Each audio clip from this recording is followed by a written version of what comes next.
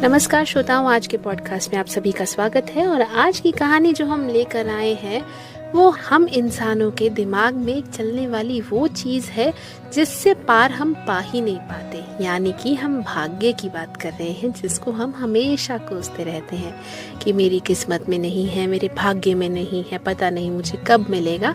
तो आज की कहानी का शीर्षक भी है भाग्य, और ये कहानी हम लेकर आए हैं श्री अशोक साहनी जी द्वारा लिखित किताब असली पापी कौन के माध्यम से।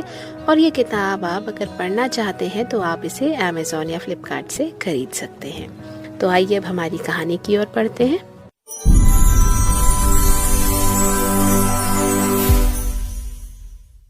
एक बार एक आदमी ने नारद मुनि से पूछा, मेरे भाग्य में कितना धन है?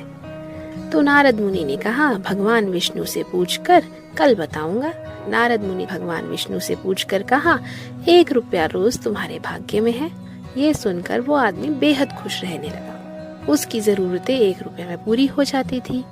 एक दिन उसके मित्र ने कहा, मैं तुम्हारी सादगी और तुम्हें सदैव खुश देखकर बहुत प्रभावित हुआ हूँ और मैं अपनी बहन की शादी तुमसे करना चाहता हूँ।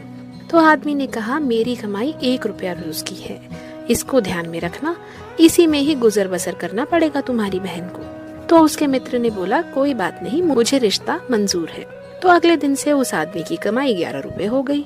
उसने नारद मुनि को फिर बुलाया और कहा, हे मुनिवर, मेरे भाग्य में 1 रुपया लिखा है, फिर मुझे 11 रुपए क्यों मिल रहे हैं? तो नारद मुनि ने उससे पूछा कि तुम्हारी किसी से सगाई या रिश्ता हुआ है तो तुमको ये 10 रुपए उसके भाग्य के मिल रहे हैं। इन पैसों को जोड़ना शुरू करो, तुम्हारे विवाह में काम आएंगे।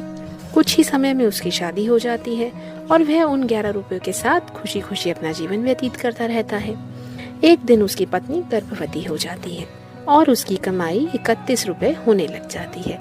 फिर उसने नारद मुनि को बुलाया और कहा, हे मुनिवर, मेरे और मेरी पत्नी के भाग्य के 11 रुपए मिल रहे थे, लेकिन अभी 31 रुपए क्यों मिल रहे हैं? क्या मैं कोई अपराध कर रहा हूँ? मुझे चिंता हो रही है।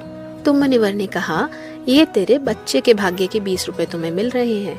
हर मनुष्य को उसके प्रारब्ध का मिलता रहता है। किसी के भाग्य में धन दौलत रहती है तो किसी के भाग्य में घर।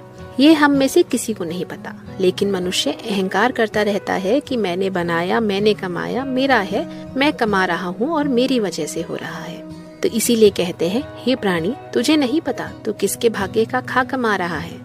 तेरा कर्म तो आम है दुनिया के वास्ते, हम कितना ले सके ये मुकद्दर की बात है। तो इसी के साथ स्वयं विचार कीजिए। नमस्कार।